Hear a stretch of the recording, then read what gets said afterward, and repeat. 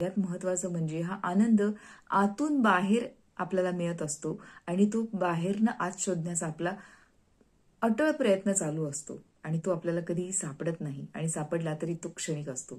त्यामुळे हा आतून बाहेर मिळणारा आनंद त्या एकाच्या छोट्याशा क्लिपमधून मला अजून वेगळ्या पद्धतीने कळाला. तर नक्कीच तुम्ही देखील हे करून बघा, की आरशासमोर उभं राहून तुम्हाला जे कोणतं गाणं आवडतं, मराठी, हिंदी कुठल्याही प्रकारचं, ते एक एक मिनिटं फक्त प्ले करा आणि त्याच्याबरोबर आरशामध्ये बघून डान्स करा.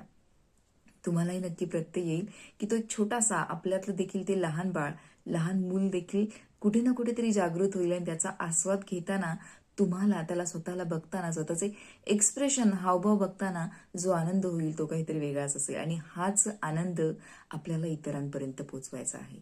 सुरुवात आपल्यापासून होते आणि ती तुम्ही करणार का? बघा, विचार करा आणि नक्कीच तुम्हाला हा व्हिडिओ आवडला असेल.